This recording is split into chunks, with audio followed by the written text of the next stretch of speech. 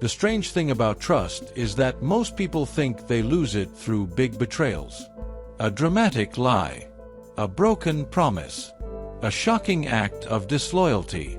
But in reality, trust usually dies quietly. It fades in small moments: an ignored message, a delayed reply, a promise casually forgotten, a truth slightly twisted, a conversation avoided because honesty felt uncomfortable. Most people are not destroying trust with one explosion. They are destroying it with daily erosion. And the most dangerous part, they often have no idea they are doing it.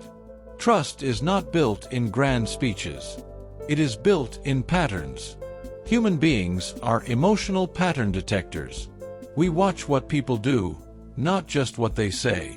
We notice consistency, reliability, honesty, and emotional safety. Every repeated action sends a message: you can count on me, or you cannot. This is true in friendships, marriages, families, workplaces, leadership, and even in how people see themselves. Trust is the invisible currency of every meaningful relationship. Without it, love becomes suspicion, teamwork becomes politics, and leadership becomes performance. One of the fastest ways people destroy trust is through inconsistency. Saying one thing and doing another creates silent damage. When someone says, "I'll call you tomorrow," and they do not, it seems small. But trust does not measure size the way ego does. It measures predictability. Reliability tells people they are safe with you. Unreliability teaches them they must emotionally prepare for disappointment. People often underestimate how much broken micro-promises matter. Canceling plans repeatedly. Showing up late without concern. Promising support and disappearing when needed. These are not harmless habits. They are trust withdrawals. And eventually, the emotional account goes bankrupt. Another major trust killer is selective honesty. This is when people tell enough truth to feel innocent, but hide enough to protect themselves. Half-truths are often more dangerous than lies because they create an illusion of transparency. People sense when something is off. Human intuition is stronger than many realize. Even if they cannot prove deception, they feel distance. Trust requires clarity, not cleverness. If someone must constantly decode your intentions, trust weakens. People do not feel safe around confusion. They feel safe around honesty, even when honesty is uncomfortable.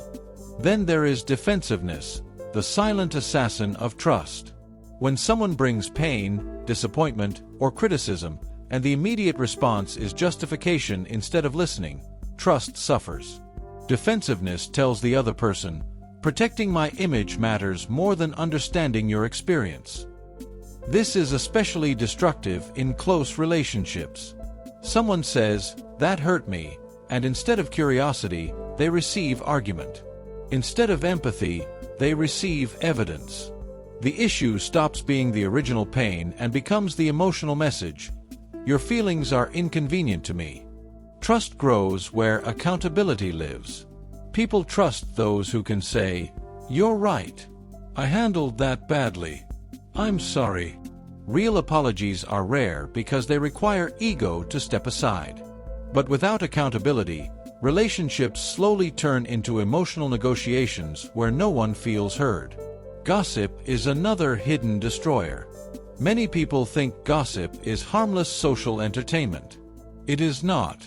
Every time you speak carelessly about someone behind their back, people listening learn something important, not just about the person being discussed, but about you. They wonder what you say when they leave the room. Trust is deeply connected to psychological safety. People trust those who protect dignity, not those who trade it for attention. Temporary laughter can create permanent suspicion. Another overlooked issue is emotional absence. Being physically present is not the same as being psychologically present. Nodding while scrolling your phone. Hearing words without listening.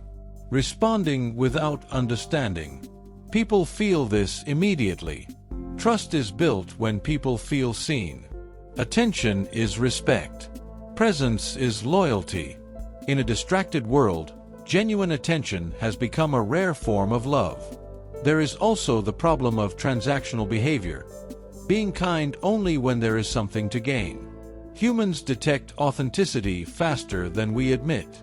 When kindness feels strategic rather than sincere, trust disappears. People may cooperate with manipulation, but they do not trust it. True trust requires integrity when there is no audience. Character is what survives in private. People may admire charm, but they trust consistency. Perhaps the deepest way people destroy trust is by betraying themselves.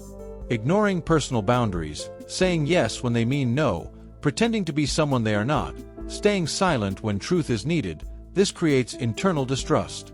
And when you do not trust yourself, your relationships become unstable because your foundation is unstable. Self-trust matters because confidence is not built from motivation, it is built from evidence. Every time you abandon your own values, you teach yourself that your own word means little. Eventually, even your promises to yourself feel empty. Rebuilding trust, whether with others or yourself, takes longer than breaking it. It is slow, repetitive, and often uncomfortable. It requires consistency over charisma, action over explanation, humility over pride. People often ask how to gain trust back quickly. Usually, they cannot. Trust is a long-term investment, and shortcuts usually look like manipulation. The only real path is boring honesty. Showing up, telling the truth, keeping promises, listening well, apologizing sincerely, and repeating that long enough for belief to return. Trust is not perfection. People do not expect perfection. They expect congruence. They want to know that your words and actions belong to the same person. In leadership, trust means people believe your decisions are guided by principles, not moods. In marriage, it means emotional safety. In friendship, it means loyalty without performance. In business, it means your reputation enters the room before you do. And here is the hardest truth.